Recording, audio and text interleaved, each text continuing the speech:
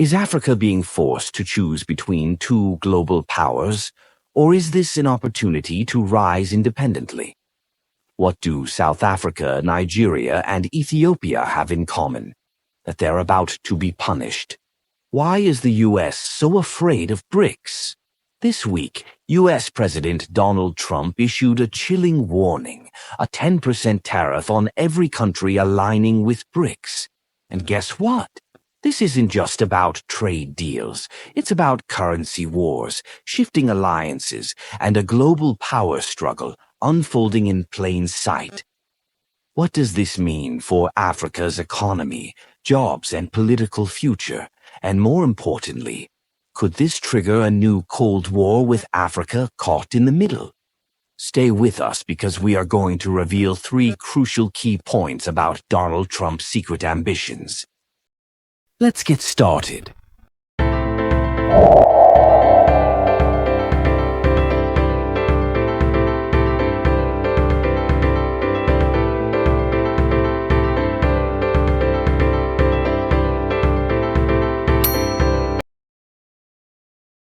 One. What triggered the U.S. tariff threat? To understand the storm that's building, we have to rewind to the BRICS summit in early July 2025, a sleek high-level gathering in Sao Paulo, Brazil, seemingly diplomatic on the surface, but underneath, a quiet rebellion was taking shape. During that summit, the BRICS alliance, now expanded to include over 15 countries, including Egypt, Ethiopia, and South Africa, unveiled plans that sent a chill through Washington. Their goal, a new shared currency to reduce dependence on the US dollar, not just for trade, but for oil, loans, and even global reserve banking. De-dollarization, a word that once lived in think tank reports, was now becoming a policy. And for a US economy built on the strength of its currency, that's a red line. So, in classic Trump fashion, the response was fast, bold, and deeply disruptive. He announced a 10% blanket tariff on all nations, BRICS members or not, that align with what he called anti-American BRICS policies. No exceptions. This wasn't about steel or cars, it was about control. Control over global money, over trade routes, over alliances. And suddenly, Africa, a continent with some of the world's fastest-growing economies, was dragged into the battlefield of global power politics. 2. Who are the targets and why Africa is now in the crosshairs? You might be wondering, why would a U.S. tariff aimed at BRICS hit Africa so hard? The answer lies in who is now sitting at the BRICS table and who is knocking on the door. In the past year, the BRICS alliance has undergone a dramatic transformation, expanding from 5 nations to include a wave of new members. Among them, 3 African powerhouses: South Africa, a founding member; Egypt officially joined during the 2024 expansion; Ethiopia welcomed for its regional influence and diplomatic reach. But it doesn't stop there.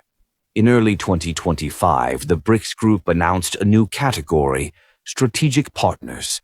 These are countries working closely with BRICS on trade, security, and currency reform without full membership. And who's on that list? Nigeria, Africa's largest economy; Algeria, a major oil producer; Uganda, fast-growing, resource-rich, and increasingly BRICS-aligned. Together, these 6 African nations account for over half of US-Africa trade. And now they're all being labeled high risk by Washington. What makes them vulnerable isn't just their BRICS status, it's their ambition. They're trading in UN, borrowing from China, partnering with Russia on arms and infrastructure, and calling for financial independence from the West. And to the US, that's more than competition. It's a direct threat to the global system it built. So the tariff threat, it's not just economic punishment, it's a warning shot. Africa is no longer a passive player. It's becoming a strategic battleground, and now it must choose. Deeper ties with BRICS or economic stability with the West? 3. What's at stake for African economies? For many, tariffs sound like political posturing, but on the streets of Lagos, Cairo, and Johannesburg, they translate into real pain. Lost jobs, rising prices, broken deals. Let's take Nigeria, for example. In 2023 alone, it exported over $6 billion worth of crude oil, agricultural goods, and manufactured products to the U.S. Add a 10% tariff to that, and suddenly Nigerian exporters are priced out of the American market. Now imagine that same shock hitting South Africa's auto exports, Egypt's cotton and chemicals, or Ethiopia's coffee trade. U.S. importers start pulling out. African companies lay off workers, supply chains collapse. And that's just the start. What makes it worse is the timing. African economies are still recovering from COVID-era debt, rising inflation, and currency devaluation. A U.S. tariff right now is like pouring salt into an open wound. Threat to AGOA. And here's a hidden danger almost no one is talking about. The African Growth and Opportunity Act. AGOA gives 35-plus African countries duty-free access to the U.S. market, but that privilege is tied to U.S. interests. If countries are seen as hostile or BRICS-aligned, AGOA could be suspended, just like it was for Mali, Ethiopia, and Guinea in 2022. Losing AGOA would be a disaster for sectors like textiles in Kenya, tech startups in Rwanda, and oil producers in Angola. We're talking millions of jobs at risk, especially for youth and women-led businesses. So here's the bottom line. Africa's decision to partner with BRICS wasn't just symbolic, it was economic survival. But now it's being forced to choose. Stick with emerging allies in the East or risk losing lifelines from the West.